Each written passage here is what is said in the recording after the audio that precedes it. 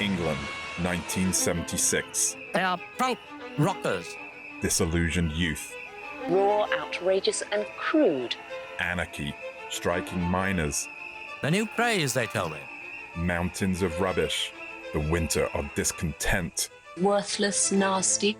Societal decline, no future, chaos. They're a hero. Welcome to Destroy, a podcast about how the punk movement of 1976 spawned a cultural revolution still being felt today. You have to destroy in order to create.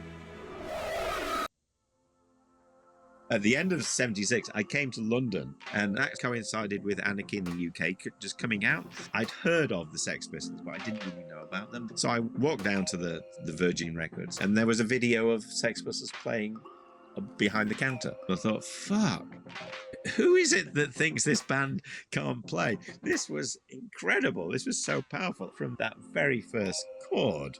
It's got so much power. Suddenly you were going, this is what we've been waiting for. This is what we want.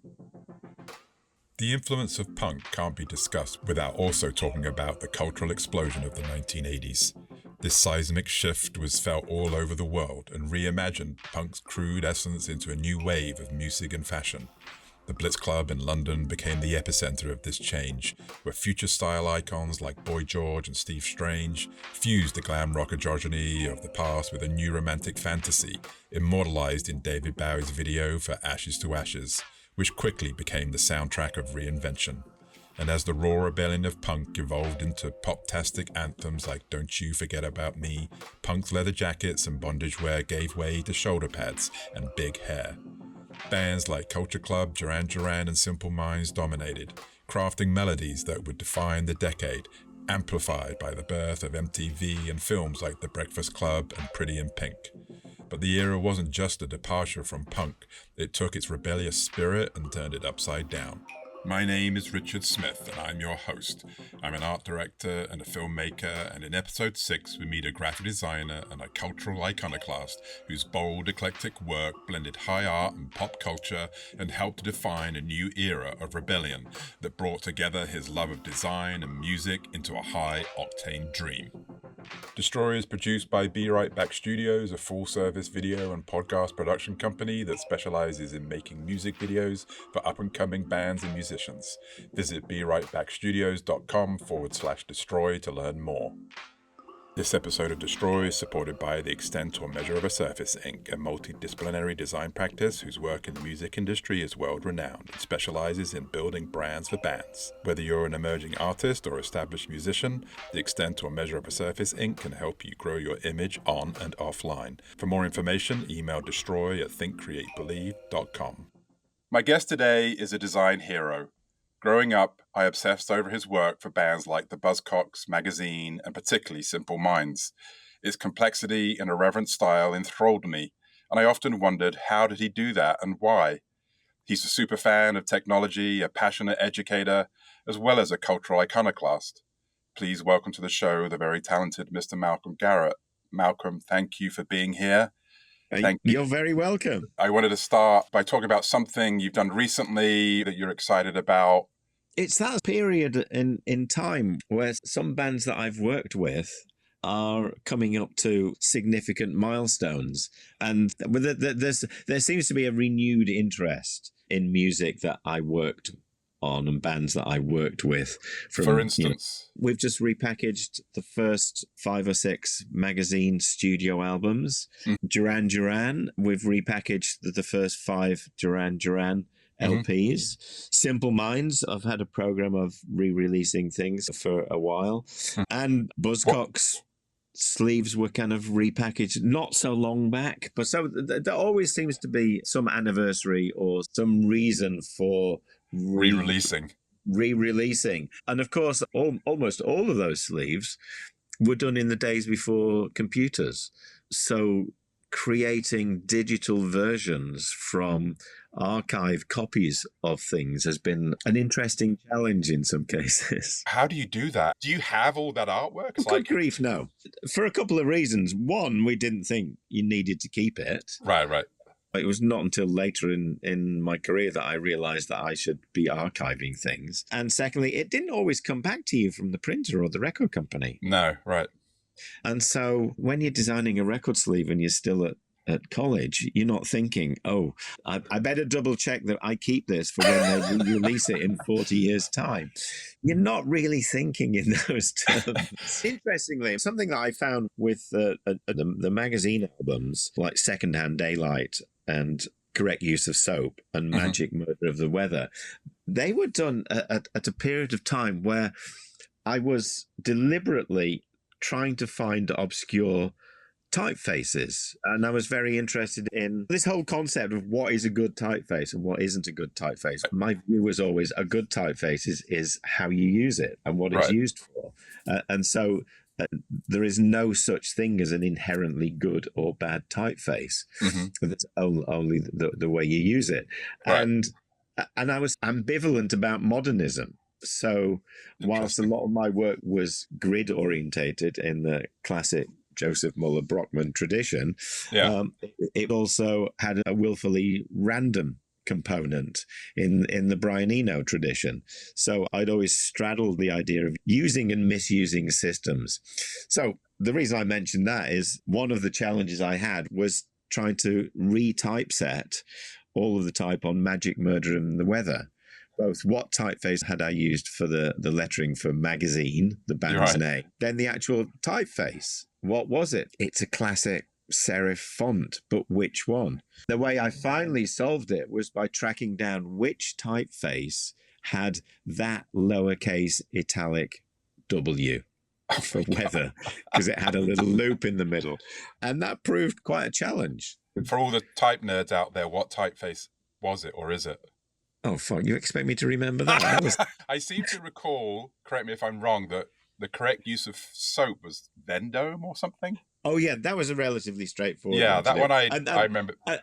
And again, the whole process gives you great pleasure because it's now typeset much more accurately and beautifully than it ever was before. And I've tweaked the kerning here and there to satisfy my more sophisticated gaze. Let's go back a little bit further in your life. You're from Cheshire, just outside Manchester. So what was driving you growing up? What were the things that you were interested in? What spurred you on in that period of your life? I had a general interest in all sorts of things, possibly starting with being bought records by the Beatles when I was 7 or 8, and then an interest in architecture, weirdly enough, both medieval and Victorian and modernist architecture was always of interest to me. We used to go to North Wales for family holidays when I was young, so I loved the castles like Conway Castle and Beaumaris Castle. I love the solidity of those, and I love the plans as well. And things like that always influenced me. In fact, I think I'd always intended to be an architect when I grew up. But why did you digress? Why did you not pursue that? Because I discovered other things in life, in no particular order, music, girls, and drugs. Okay. Well, it became more interesting than going to university. And we had an enlightened art teacher who, when I say we, you're bound to get onto the fact that in my art class was also Peter Saville and Keith Breeden, who were great friends and great influences on me. And our art teacher had looked at the kind of work we were doing, and our art teacher, Mr. Hancock, he took a great interest in us because we were interested in his subject, and he introduced us to the idea that there was a subject out there called graphic design that we might want to study, or we might, it's a field we might want to go into. So, I swung away from architecture and into graphic design as being something that I guess an impatient teenager would find more realizable. The prospect of 7 years at university studying engineering kind of lost its appeal. Interesting. I wanted to get back to growing up in the shadow of Liverpool and hearing the Beatles at such an early age. That must have had a huge impact on you and inspired you maybe. Oh, absolutely. You can map out the trajectory of my life as a child going through primary school and entering his teens alongside the development of the Beatles. My parents were from Liverpool. And so we would visit Liverpool quite frequently. And the 60s was a great period for Liverpool. Liverpool football team was doing really well. As you say, you had the Beatles, you had Merseybeat, you had comedians like Jimmy Tarbuck and Ken Dodd and others. There was a huge visible cultural scene based around Liverpool that wasn't at the time echoed in Manchester. There always was a huge rivalry between Liverpool and Manchester. And so Manchester wasn't considered as a place that you should even think about. But then when I went to grammar school, and that happened to be 20 miles away from where I lived, and much closer to Manchester. It was just outside Altrincham in Greater Manchester. So as a mid-teenager, 13 going on 14, sometimes you'd be encouraged to use your train pass to bypass going into school and go straight into Manchester and hang out at the stage door for the Free Trade Hall and help the roadies carry the equipment in. Did you do that? Absolutely, yeah. Wow. Yeah. Brilliant. I mean, I just learnt it from people in the year above me. Right. Some kid had come in and he's got guitar strings that he's been given by Dave Gilmour from Pink Floyd because he helped Pink Floyd carry their equipment in. And so, I could do that. So I did that quite a few times. But also, there were some great record shops. I could go into Rare Records in the basement on John Dalton Street, and they had listening booths, and they stocked German electronic music. And so that's where I first listened to Neu or Amon or Can. And the music press was just beginning to write about these bands, and I got very interested in them.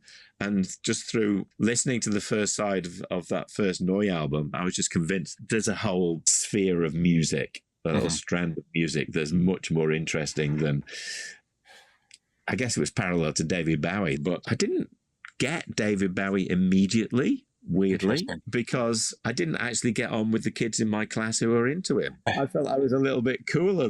Peer pressure would definitely do that. Yeah, and my peer pressure was negative peer pressure. I always thought I knew better than anyone else. Right. And so that was always a driving force to stand out somehow. You told me recently you had a band. No, I said I put out some music under the name The Pathfinders. But the band had a name, that the entity, Malcolm Garrett and his friend, had a name. We both had synthesizers. But you weren't a band. I'd graduated by this time, so I was getting on for early 20s by the time. I made some recordings with an ARP, and Roger had access to a VCS3. And we met, and we shared an apartment, and we worked together. He became my assistant at Assorted Images, the earliest kind of Assorted Images. I think he was the second person who worked at Assorted Images. And we made recordings. But being graphic designers, we gave a hypothetical name to this duo. And so we called ourselves the Pathfinders simply because that was the tagline for the advertising campaign for ICI. Imperial Chemical Industries, which my dad, my elder brother, and my younger sister had all worked at. Anyway, that was 1980, just to get all the timing right. That was 1980-81. So I'm 24 going on 25 by then. You'd already done work with Buzzcocks by that time, no? Yeah. Of course. 4 or 5 years. So this wasn't like a childhood endeavor. Absolutely not. No, I was always conscious of the fact that I could not play a single note on any instrument. I'd half-heartedly tried to learn guitar on my sister's nylon-stringed acoustic guitar and got as far as almost mastering Sunshine of Your Love by Cream, which I came to realize later was an entry point for lots of guitarists, including the late, great John McGeoch. He told me that the first thing he ever played on a guitar was the riff from Sunshine of Your Love. So no, I was not a musician. I can't play anything. I didn't say you were a musician. I said you were in a band. Yeah, well, it was a group. But we mostly made the recordings separately or on a TAC 4-track reel-to-reel tape. And then you combined them? And we worked on them. And a lot of this stuff just ended up on a cassette and lay languishing for years and years. And then my friend Philip, who has a cassette-only label called Tapeworm, got wind of the fact that there were some recordings somewhere lying around and pressured me to find them. And they were eventually found and released on the Tapeworm label, I think in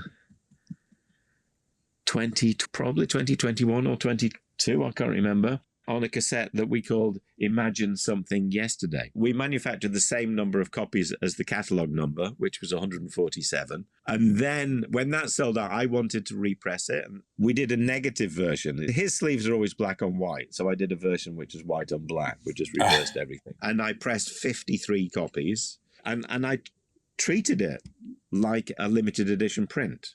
There's still maybe 10 or a dozen of them left, which you can track down on Bandcamp. I love it. It's like it's still a punk to this day.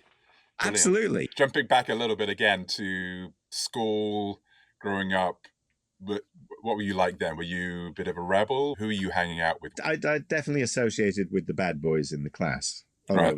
We weren't that bad. It was a grammar school and we were all fairly intelligent. Yes. Being bad involved, growing your hair long and not wearing a tie and not wearing school uniform, wearing stacked heel boots. I remember I had black patent leather boots, which I really rather liked. Yeah. And loon pants and embroidered caftan, the kind of post-hippie countercultural look. I identified with bands like Hawkwind. Yeah, who had an immense cultural influence on me as much as anything. As much as me enjoying their music, I enjoyed the whole vibe of occupying an alternative part of society, if you like. So yeah, I was definitely driven by being rebellious and contrary, but I was also suffered from the fact that I was actually quite good in school. I was effortlessly quite good. And I mean, I got bloody 10 O-levels, but by extension of that, I hadn't yet decided that architecture wasn't the course for me, because I did choose to do maths and physics A-levels, because the maths, physics and art were the 3 A-levels that would be most useful for getting you into to study architecture. And so I think that caused a little bit of interest when I went to Reading University for an interview for the typography and graphic communication. It's like, here's this guy with a physics A-level? Yeah. Normally it would be like English or sociology or something that has no clear definition, but maths and physics. And at the same time, then turning up in a long Afghan coat, long hair, and his fingernails painted black and silver. I didn't quite fit any particular strand. It sounds like you never wanted to follow convention. It seems like you probably hated that thing of being put in a box.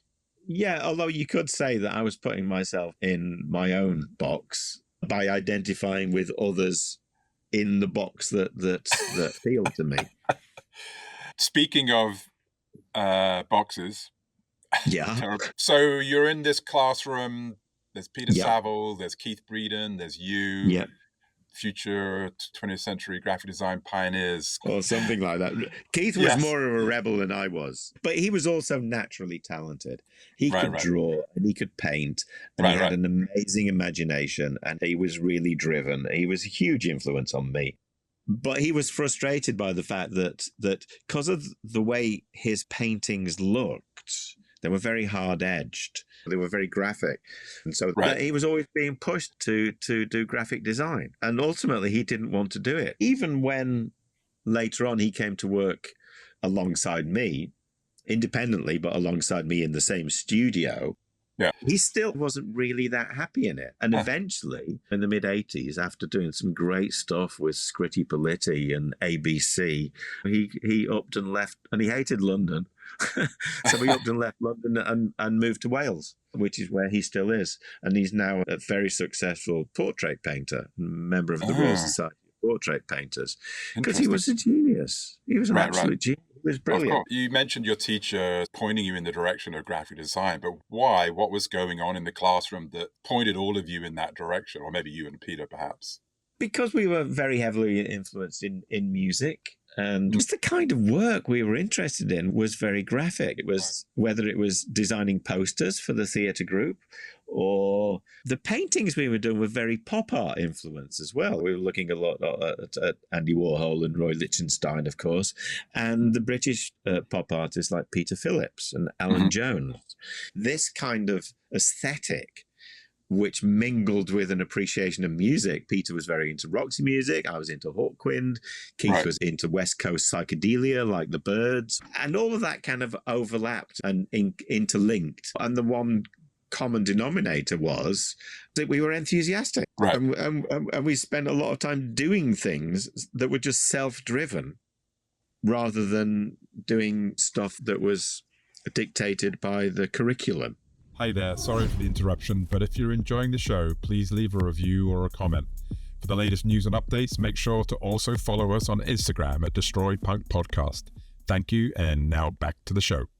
So through all of that, that brought you personally initially to Reading studying typography, but then on to Manchester again with Peter Saville.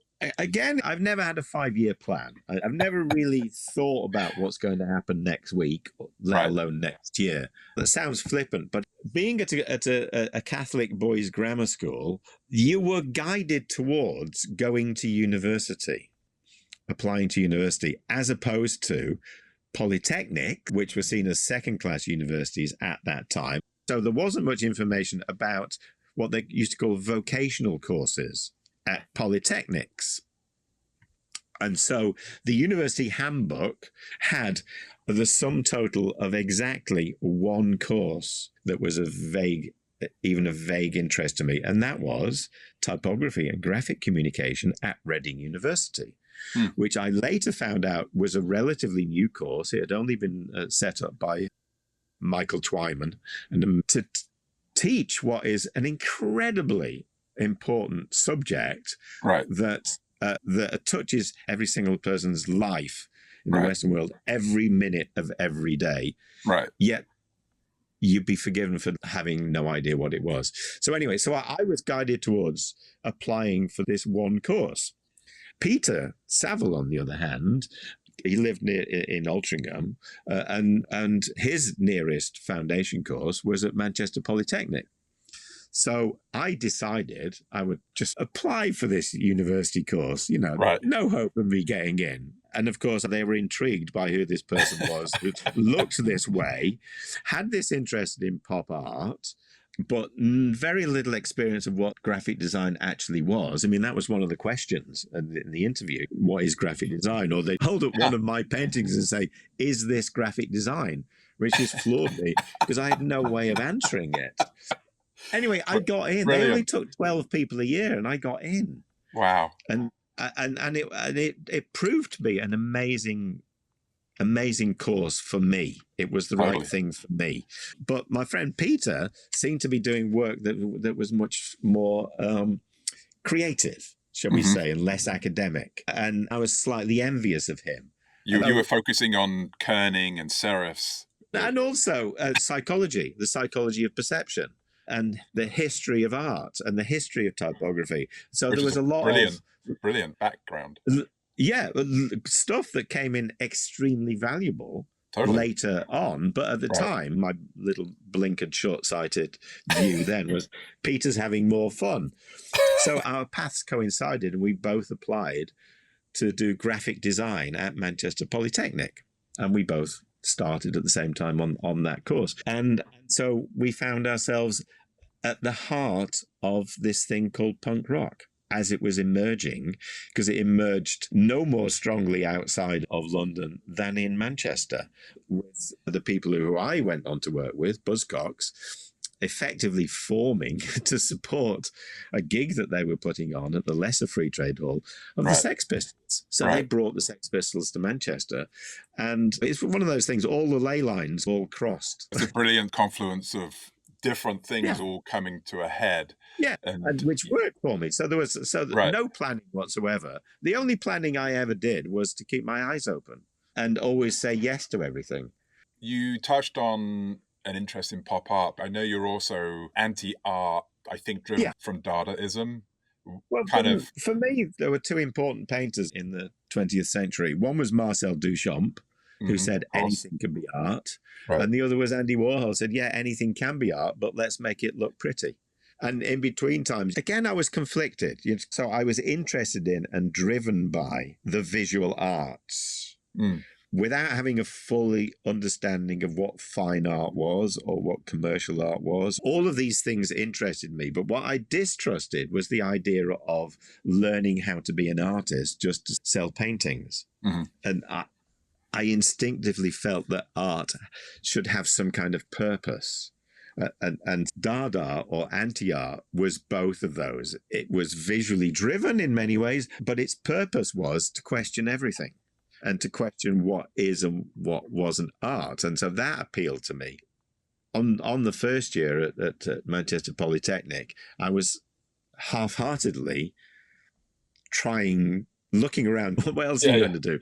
Right. And so with another couple of students, we got very interested in Dada and thought the time is right for a new Dada movement, which, of course, the time was not right for a new Dada movement. We were 50, 60 years out of date, but it was time for punk.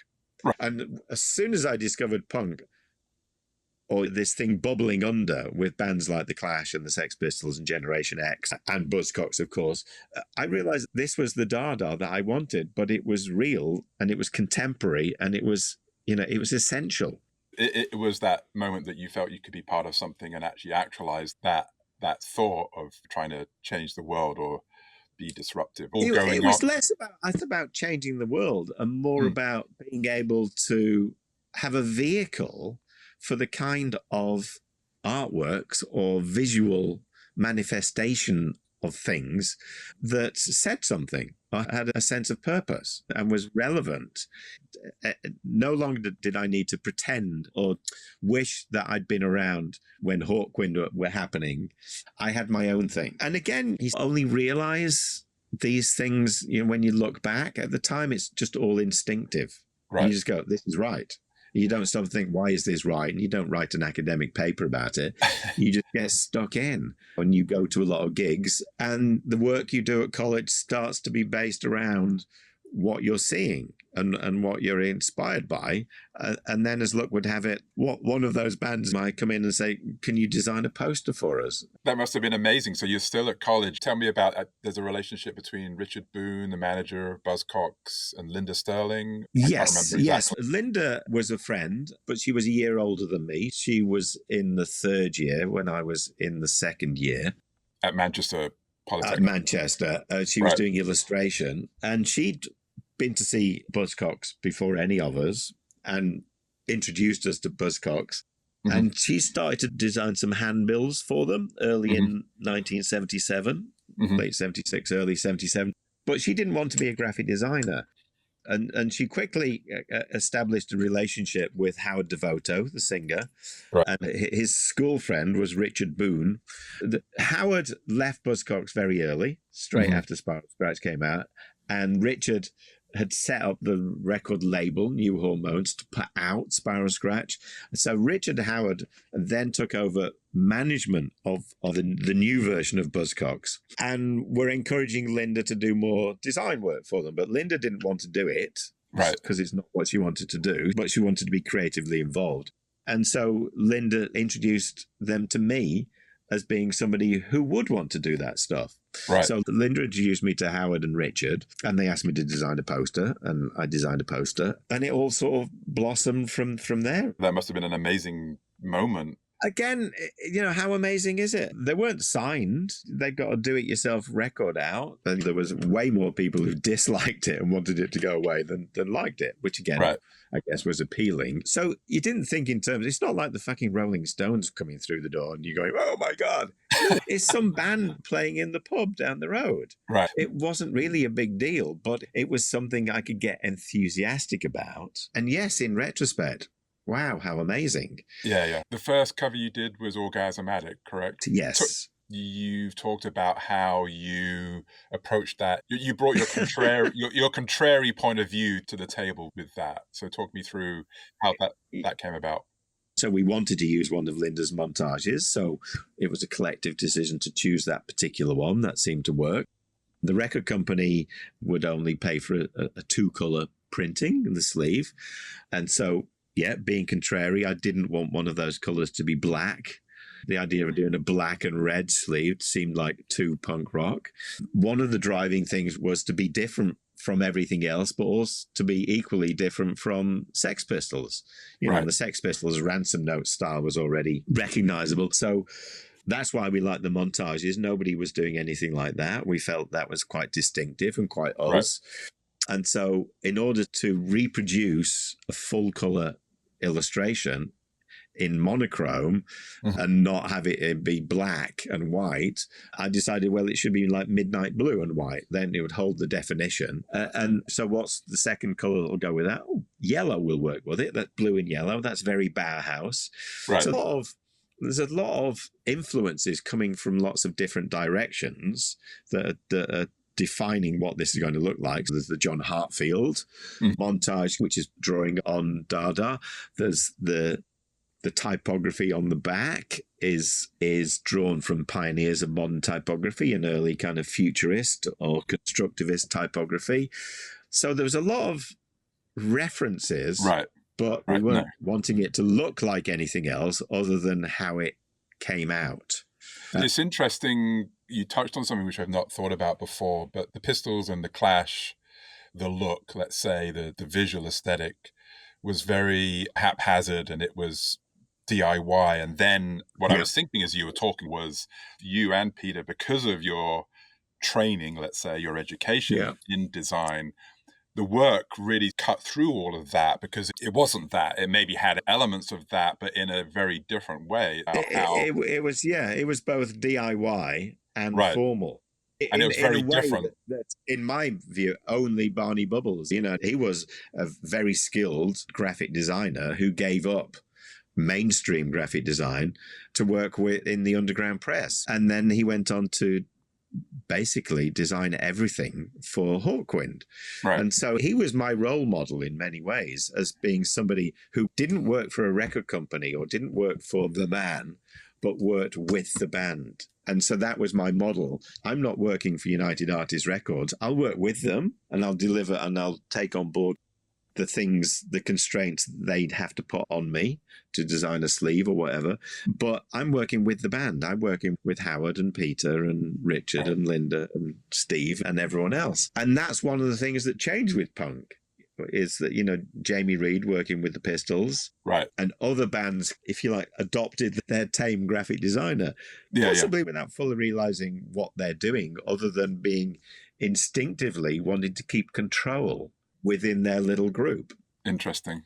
As opposed to letting EMI take over. Someone else who I know you were inspired by was Frank Zappa and his idea of conceptual continuity. Talk to me about what that is and how that has manifested itself in your work. Well, Zappa, I discovered quite early on. Hot Rats was a huge album in, I think, 1970, it might have come out. And so I was like 14, and that was my introduction to Frank Zappa. And then I started working backwards. He'd already released about half a dozen albums as the Mothers of Invention, which is a great name. And he was very formal, but very experimental and very contrary and very political. And so he had huge influence on me. And he worked with a single designer, Cal Schenkel, the great Cal Schenkel, and he had great control over all of his output. But it was his output, like mine, was quite eclectic. It would go off in multiple directions, whether that was avant-garde music or whether it was classical or whether it was rock or whether it was surf music. He brought a lot of things together with his own vision. And because he was in control of it, I always liked the way he described the way he could link two things that on the face of it may appear completely unlinkable, or he'd pick up one little element from something he'd done 2 years ago and move it forward. And he just called it conceptual continuity, as if nothing was done by accident. Everything had a role, had a purpose, and had an evolution of ideas through it.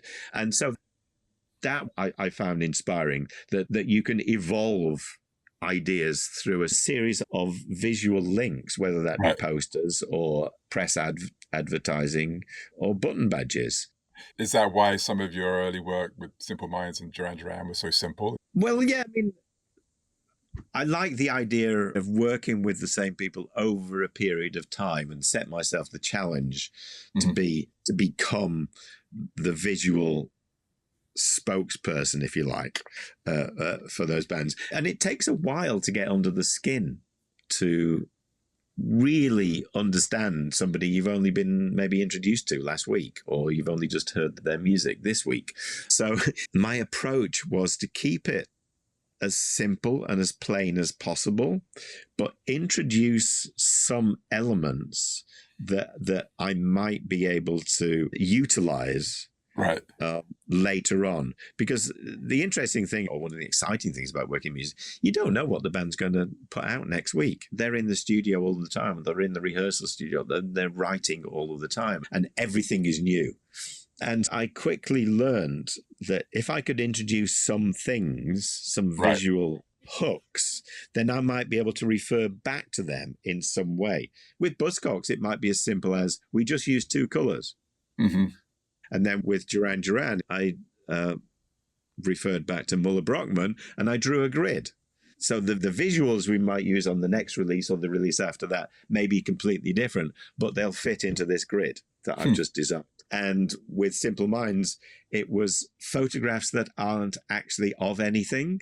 And then when you put them all together, they create something that is also not of anything, but it's an interesting mix of lots of pictures. And so I guess throughout my career, especially at that time and the bands I worked with, that was how I was able to progress. And lo and behold, you look back on it and you see, oh, there's 8 single sleeves for Buzzcocks, and they somehow seem to fit together.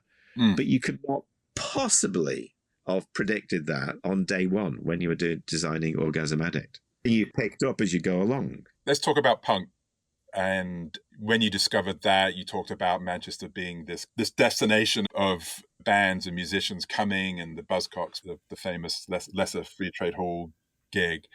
When was the first time you heard the Pistols, and what was that moment like? Well, late in 76, I'd heard of the Sex Pistols, but I didn't really know about them. And a lot of the prevailing opinion was that they were crap. They couldn't play their instruments. They were terrible. Right. And so there was no way you could actively go out and listen to them unless you went to see them live, because they weren't being played on the radio and they didn't really exist. So I'd heard of them, and I didn't have a television at home. And I missed the Leicester Free Trade Hall, and so I'd missed any appearance. But at the end of 76, I came to London. I went to stay in a flat that an old school friend was living in, just near Bond Street tube station. And her boyfriend was into the Eddie and the Hot Rods and the 101ers and these kind of pre-punk bands. Yeah, and he told me about the Sex Pistols. And that sort of coincided with Anarchy in the UK just coming out. So I walked down to the Virgin Records store in London, which was then in New Oxford Street. I went downstairs, heading there to buy my copy of Anarchy in the UK. And there was a video of Sex Pistols playing behind the counter. Right. So that's the first time I saw them. I thought, fuck. Who is it that thinks this band can't play? This was incredible. This was so powerful. And Anarchy in the UK, just from that very first chord, the first chords, it's like, this has got so much power. You talked about that moment defined you, and very much that it was like a switch. Yeah. It's interesting that almost everybody who talks about being inspired at that time uses the same terminology. They always say it only took one listen. Suddenly you were going, this is what we've been waiting for. This is what we want. This has got energy. This has got passion. You had already had Anarchy floating around in your head. Not the song, but the idea of Anarchy. Probably through listening to Frank Zappa, who was described as anarchic. And so the idea, you've got this kind of vision, this view in your head of what an anarchist is. And an anarchist is somebody who wears a black raincoat and carries a spherical black thing with a lit fuse on top of it that says bomb on the side. You've taken from the pages of Mad magazine or something like that. So I decided I wanted to be an anarchist, even way before I'd even heard that the Pistols had a song about that. And so again, everything just fitted in. I liken it to a jigsaw puzzle where all the pieces are from a different puzzle. Do you think there will ever be something like the Sex Pistols again? There'll be something. It'll be the same and completely different. It'll be the same in as much it'll be something that galvanizes or brings together a lot of people who are feeling disenfranchised or dissatisfied or frustrated. Those are things that don't go away. Right. Other things that don't go away is music being something that you have a passion for in your mid to late teens that shapes who you are and who you become. So that won't change. What will change is the circumstances and the things that will happen. So I'm interested in whether we should be looking at the world of AI and what that precipitates, because it's obviously something that is worrying the world and will inevitably have immense importance. So looking at ways that it's going to be used and misused in good ways, for me, has got to be the place to be looking. It's all about looking at where things are happening. Right. And then instinctively doing stuff. So I'm at the wrong stage in my life to be given the same kind of motivation that the Sex Pistols gave to me. Right. But there are plenty of people out there who are. And so I look with interest at what might happen in that space. You've been interested in AI and technology and computers for a long time. Oh, absolutely. Absolutely. Assorted images being an AI reference of sorts. I like a good acronym. So how has it impacted your work, your career, the technology and the use of computers and so on? It's had immense impact, but then I don't want to just focus on technology being laptop computers or iPhones or whatever. Technology goes beyond that. I'm holding in my right hand a pencil. Yeah, which is an incredible piece of technology. How did somebody manage to wrap a piece of firm graphite that can make a mark on a piece of paper with a bit of wood around it so you can hold it? That's incredible technology, but we don't think of it as technology. Right. And so all my creative work, if not every bit of creative work ever, is influence is the wrong word, is dictated by the technologies of the day, the technologies you have to work with. Right. And I guess I've always instinctively known that. And so my interest in technology, digital or mechanical technology, comes from childhood. You know, I was always interested in or always watch those TV programs that had technology driving them, whether that was Stingray or Fireball XL5 or Thunderbirds, or later on whether it was the Avengers or James Bond. So storytelling and creativity are sort of indelibly or interlinked for me. You know, why did I want to be an architect? Because I had a Lego set, and Lego is an incredibly simple technology, simply and effectively making structures that are bright and colorful. Lego is probably more influential on me than I give it credit for. I've just thought all of those colored bricks, they're all Bauhaus colors. I was into the Bauhaus 10 years before I knew what the fuck the Bauhaus was. You could also take all these components, typography, pictures, color, and piece them all together and make something out of it. Not to make too much of a stretch, but I was going to say, because I wasn't a particularly good draftsman, but I was somebody who liked to piece things together. So I was influenced by John Hartfield and other surrealist creatives, and I was working on I called it collage. And so I was working in that sphere because it doesn't require the same type of draftsmanship to create interesting visuals. Cutting things out of newspapers or magazines and sticking them together is a nice shortcut for creating random images. Right. And where did I get that from? Frank Zappa, Carl Schenkel on albums like Absolutely Free and We're Only in It for the Money, and other albums from those early Mother's Day. So again, there's no one place that you can say that's where I got that idea. Yeah. You see references and ideas in lots of different places at around the same time, and somehow they all coalesce and come together. I was going to say, it seems like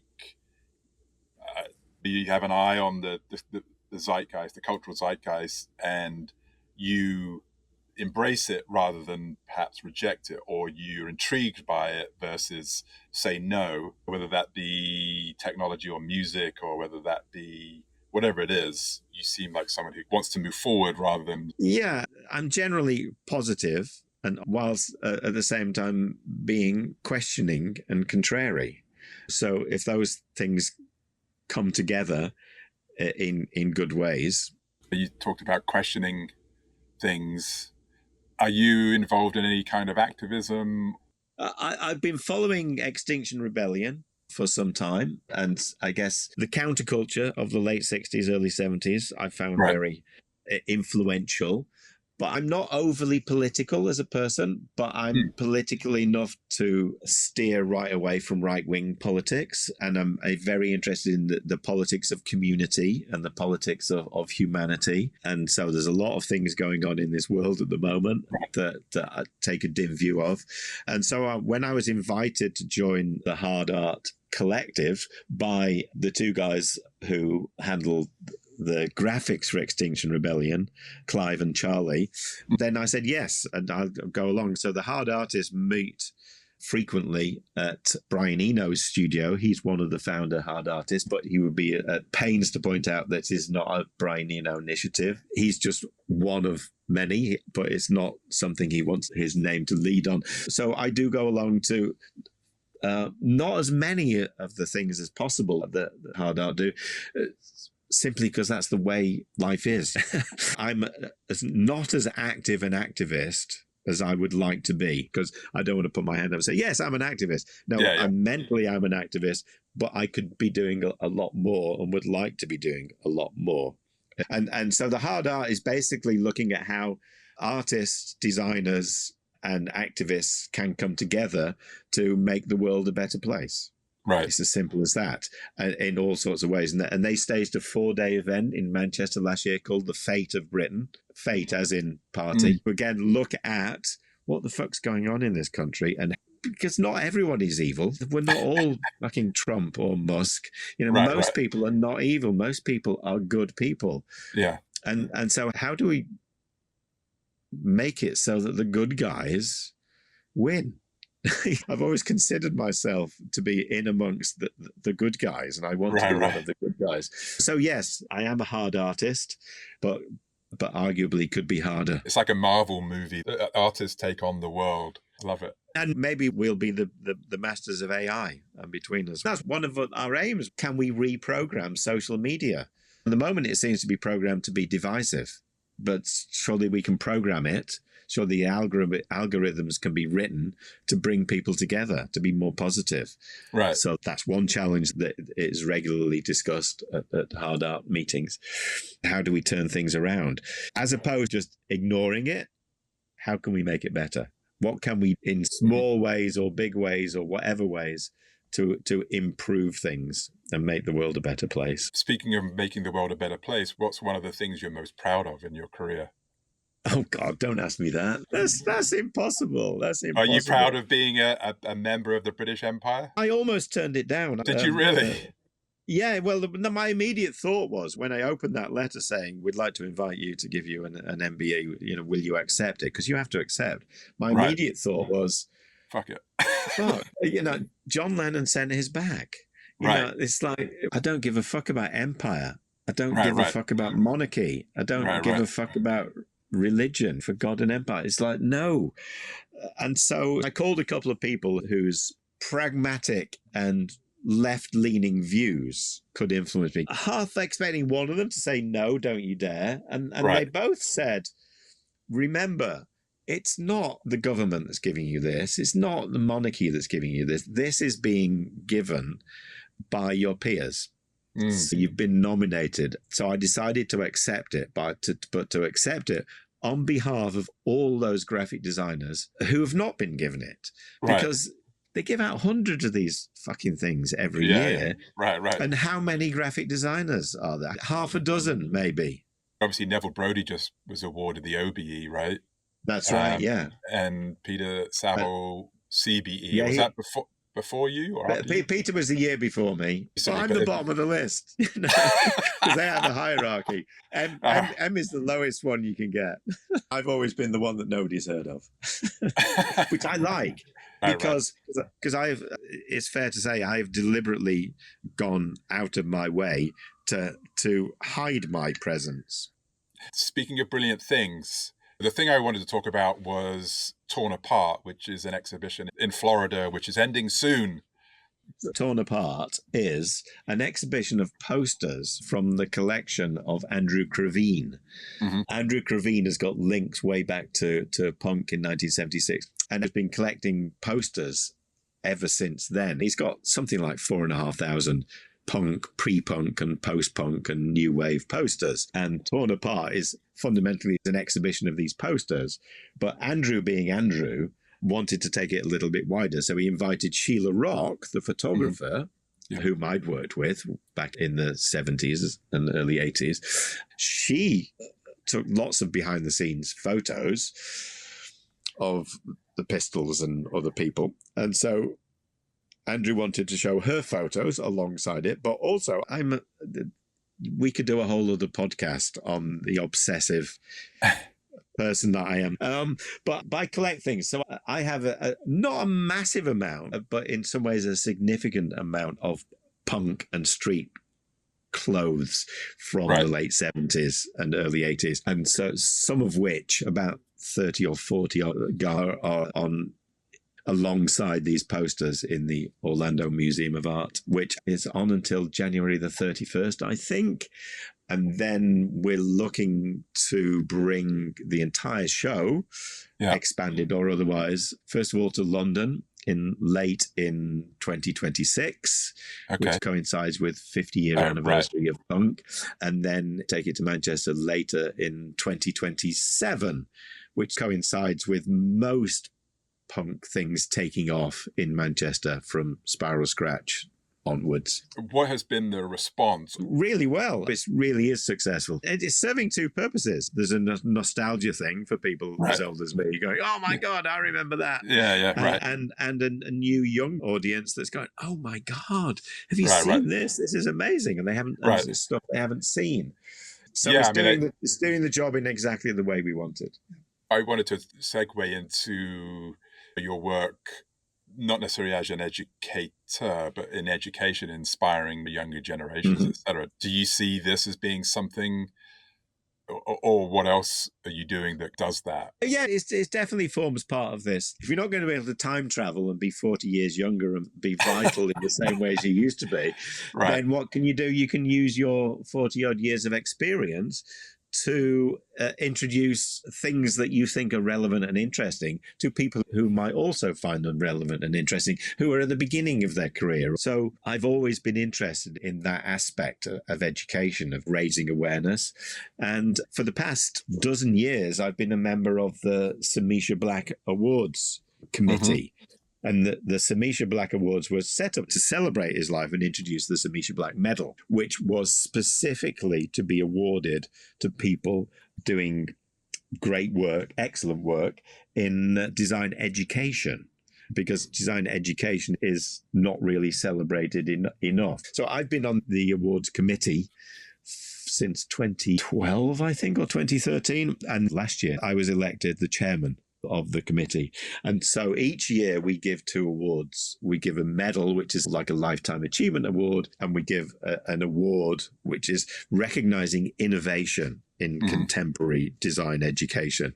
And so I'm very enthusiastic about that. Beyond that, I was interested also to learn how you are taking all of your experience and the things that have influenced you to inspire and support young designers. Well, everything's part of everything, isn't it? It's all part of that conceptual continuity. So I have active relationships with various art colleges around the country and around Europe. So I've worked with Moda Fad in Barcelona, for instance, to support innovation, student creative innovation in the world of fashion. I'm part of the mentoring scheme at Manchester School of Art, and I'm always happy to talk to students. There's barely a month goes by without I'm not contacted by a student who's wanting to ask me questions in relation to something they're studying or their thesis they're writing or whatever. I'm curious to understand a little more about why innovation is important. It's not necessarily what's important, but it's what interests me. It's like doing things differently. It's not always coming up with predictable answers to new questions. That's what interests me. What's new, what's fresh, what's exciting, what's challenging. That's me. That's great. That's what interests me. And I guess the word innovation is a nice catch-all word because by definition, innovation has yet to be done. So you can't define, this is what we're looking for. What we're looking for is something we haven't seen before. There was one other question I wanted to get to. For me, your role in defining the 80s through the work you did with Culture Club and Simple Minds and Duran Duran and many other bands, to me, that defined that era, along with obviously the music and so on. How did that impact you? What was it like working with 3 mega successful bands simultaneously? It was great fun. The reason I was able to do that is because they each had components or aspects to who they were and how they were working and what music they produced that were quite different from one another. So that appealed to my eclecticism. I loved the,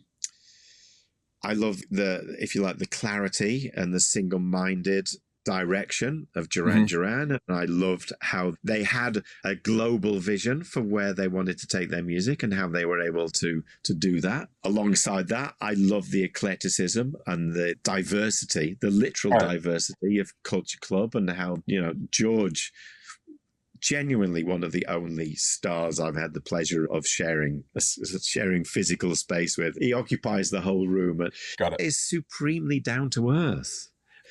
Then, in complement to that, we've got Simple Minds.